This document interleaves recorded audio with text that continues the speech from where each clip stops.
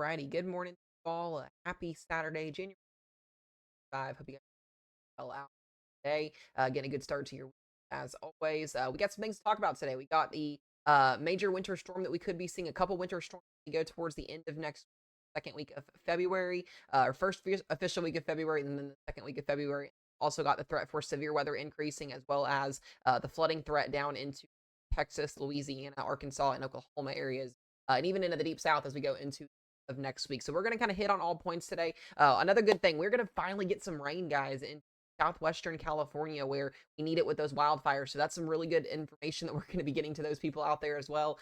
We shouldn't see any flooding over there, but there could be about 1 to 2 inches of rainfall that falls down in the LA County up towards Oxnard, LA, Los Angeles area, and then into the Santa Clarita. That'll be some beneficial rain for them. That here in just a second. But what I want to start out with, guys, is the temperature and the precip trends. We've already know that the temperatures are going to be above average. We've been talking about that over the last couple of days. This is now out from the Storm Prediction Center and National Weather Service, and we now have a huge highlighted area here for above average precip, and this is going to be due to flooding. This is going to be weather, severe weather, etc. We're really going to be more focused in on Texas, Louisiana, deep south here, and up into Oklahoma, Arkansas, and into Kansas and Nebraska, where we could see an excessive flooding risk as we go towards the end of this week of rainfall over 6. So something we're really going to have to watch for as we go through the next couple of days. We're also going to have the threat here for some wintry precip and some flooding up here in western portions of Washington State and Oregon, and then back up into Idaho and Montana. So just something to be mindful of as we go through the next couple of days, really into the next week or venture into some severe weather setups that we're um, Another thing I want to mention to you guys here is going to be the severe weather potential. We don't have any type of severe weather highlighted as of right now, but the Storm Prediction Center is kind of holding off on issuing a marginal risk for today for hail or wind. So I wouldn't be surprised if we get a couple hailstorms or a little bit of damaging wind out there today with those thunderstorms over East Texas. Just something to be very, very mindful of.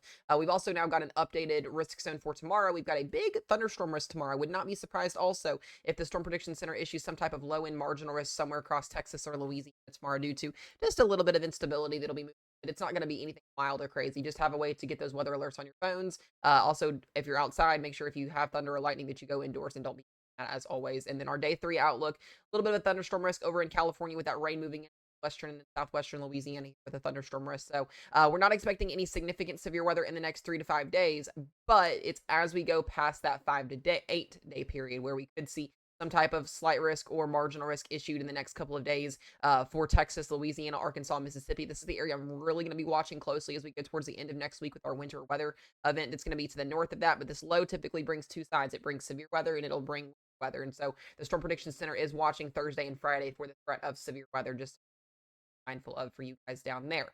Now, another thing that we're going to be talking about is going to be our weather pattern. What is that going to be bringing? You guys can actually see what we've got across most of the country right now. This is what we call a zonal flow. This gives us warm temperatures, very calm weather, not anything crazy, not anything.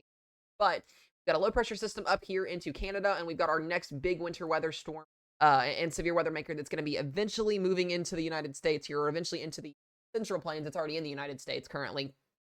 This will be bringing the winter storm component to things late next week. This is actually a very interesting low pressure system off the coast of California right now. We're in California, I should say, because this is basically going to stall out and it's only going to move to Texas through Monday. So we're typically, when we watch these low pressure systems that move across the United States, they typically move within a matter of 3 to 4 days. This low pressure system is going to be in the United States for at least 7 to 8 days before it officially leaves and goes up into Canada. So we're going to watch this very closely. We're going to get a lot of soundings. We're going to get a lot of data coming in. So that'll give us updates on our timeline for when we're going to see winter weather, etc. But I just wanted to put that on everybody's radar for down the road. Now, as we go into Monday and Tuesday, we should stay relatively quiet for most of the United States. We're still going to have this Arctic blast that's coming down here through much of the upper Michigan Peninsula into the Northeast. That's why our temperatures are going to stay below average up in the Northeast. There might even be some snow showers that fall, or some snow accumulations that fall between Michigan and the Northeast with this kind of Alberta Clipper system. We're actually going to have a pretty strong low pressure system up here into Canada, which is going to allow for a winter storm up in Canada. But there will be some type of precip that falls in there that later on as we get closer to that event. Now, that flooding threat's going to start to pick up on Monday. So Sunday into Monday, we're going to start to see southwesterly winds emerge out of Texas and Louisiana, Arkansas, Oklahoma, Mississippi, and Alabama. And that's going to bring the threat for general thunderstorms and isolated rain showers. Now, this is going to be happening over multiple days. So we're going to have the threat for flooding significantly, especially as we get late next week when the actual system through. The next 3 to 5 days is just going to be general rain and thunderstorms. could have an occasional severe weather threat here and there, but once this low pressure system comes off the four corners and merges up into Texas and we get that negative tilt with this is where that severe weather component is going to be at on Friday and Thursday into Friday. So something to be mindful of. We'll have the severe weather threat down south, and we'll have some type of winter that could extend from east New Mexico up into northern Texas, there into Kansas, Oklahoma, and into the Midwest and high plains as we go towards the end of next week. And then after that, we see a bigger dip in the jet stream where we could see even more severe weather kind of elongated along this trough as we go towards the following week. We're still a little ways out for that, so we'll be watching that. And then also another organized potential winter storm as we go towards the 3rd of February. The models really like the idea of this very active pattern, so we're talking about this a lot and keeping you guys updated on this as well.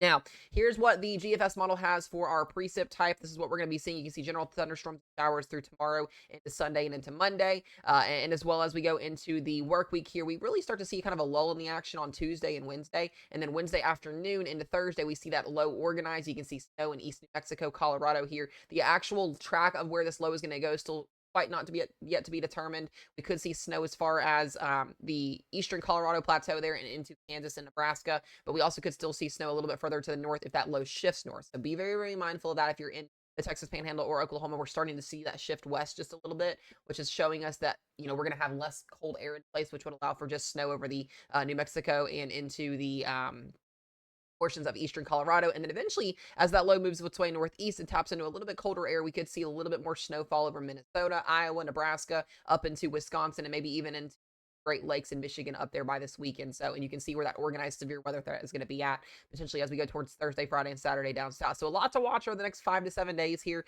and then possibly even a more major severe weather event and a winter storm as we go towards that second week of February there. And then after that, things get really, really uncertain. So I just wanted to give you guys an idea on what we're going to be seeing here. I do want to run over those rainfall totals for everybody. I want you guys to really pay attention to this. The GFS model's rainfall totals through this Saturday. So basically the next 7 days out. Look at this, guys. Over 6+ inches of rain, maybe even up to a foot of rainfall for some people in East Texas and southern Arkansas into central and northern Mississippi and Louisiana here. Significant flooding on the way this week if this does in fact occur and go to what the model is suggesting.